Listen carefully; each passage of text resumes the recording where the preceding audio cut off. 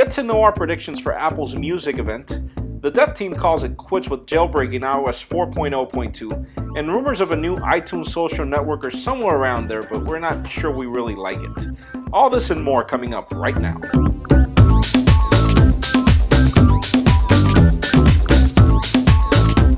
Hello everybody, I'm Jaime Rivera and welcome to the Pocketnow iReview, the show where we go through all the week's cool and not so cool inside the world of Apple's iOS devices. Let's start off with the cool.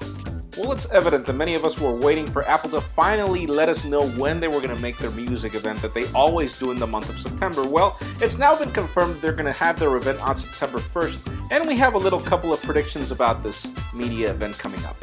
First of all, we do expect for iOS 4.1 to be released, and we do expect that this release actually brings Game Center to the iOS devices we've been waiting for ever since the release of iOS 4.0.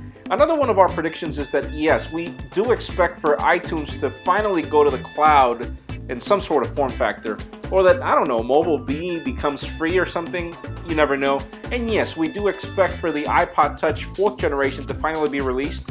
We do expect it to bring the Retina display support and also the both dual front-facing and also backward cameras that'll bring you front-facing FaceTime calls through email and also 720p video. And we do expect it to bring a smaller form factor, though we're not sure what Apple's going to make of it, if it's also going to keep the current form factor or bring the glass-on-glass design that they currently have. And the good thing is our chief news editor Chung Nguyen is going to be there to actually cover everything live, so let's see what Steve-O has for us coming up on September 1st. For those of you who like to rent movies on the go and don't like to carry your iPad around, Netflix has finally updated their iOS application to work on the iPhone and the iPod Touch. So yes, you can now keep your current subscription, actually watch movies on the TV, continue on your iPad, or continue on your iPhone for only $9 a month, which is a really good bargain compared to any of the other services that are offered around. And the cool thing is it's actually available for a 30-day trial, so you can actually just try it out, see if you like it, and if you don't, just don't continue with the service. So our recommendation is it's really cool. Expect their App Store pick to come out very soon. Now the dev team has finally confirmed that they will not be releasing an iOS 4.0.2 jailbreak update. Now why is this in the cool section? Well, because they are confirming that they're going to actually focus on giving us the iOS 4.1 jailbreak as soon as they can, and everybody knows that the beta is out there for developers already, so I consider it cool that the Jailbreak team is actually working on getting us the 4.1 jailbreak as soon as they can and not focusing on something that's already on their way out. So dev team, good luck. We know you can do it, and keep on with the good work, guys. If I were Apple, I'd actually hire you guys. That's the way things are supposed to be.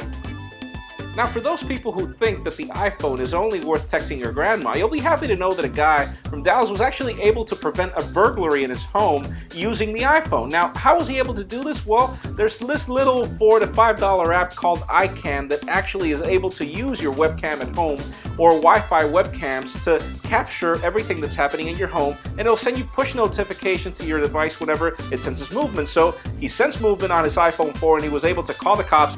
And sadly, even though the burglars were not being able to be caught by the police, at least he was able to prevent something to happen. So what did I do? Well, I bought the app just the next day and it's been working fine. So expect our App Store pick very soon. Google has finally released their Chrome to Phone service to work on iOS devices. This includes the iPod Touch, the iPhone, and the iPad. Now, what does this consist of? Well, if you're on Google Chrome right now and you actually want to share, I don't know, a URL, a phone number, or anything else with your device, you could actually just do this through the Chrome extension.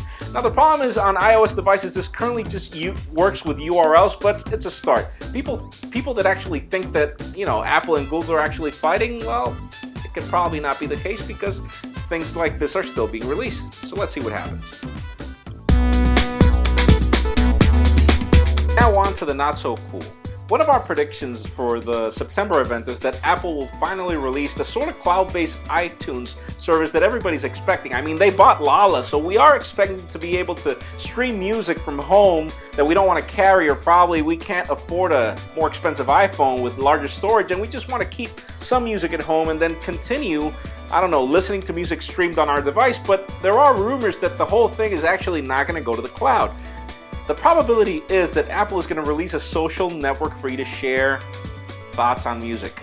Now, what's cool about that? I mean, can I do that on Facebook and on MySpace? I mean, why would I actually need a I don't know, social network for sharing comments on music, because apparently the rumor states that it's not going to be for sharing music, so what's the point? Part of news that is actually getting very boring is Apple suing everybody for everything. As things stand, Apple, I mean, why do you have to be suing everybody? If your devices were so cool and magical, wouldn't they be able to stand on their own without your need of suing everybody for, I don't know, everything?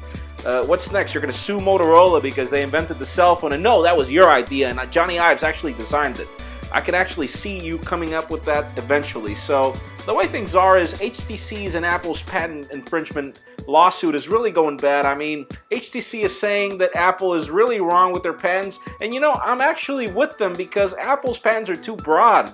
They want to cover everything. You just can't cover everything. Things have to be really specific, and the problem is some of the things that HTC is arguing is actually on, for example, the slide to unlock patent that actually Apple got granted a week ago, so things are actually going to get bad. Don't really know what to make of it, but really, Apple, you know, that attitude really sucks. That's not the way to make business. I mean, I think your devices are good enough for them to stand on their own, and you not to have to be fighting everybody. That's really the reason why you really can't mingle with other companies, and I don't blame competition for doing their best to make it better than you do. That's it for today's iReview. Thank you very much for watching. Any questions or comments you have about this video, let us know at twitter.com/PocketNowTweets or youtube.com/PocketNowVideo. That's it for now.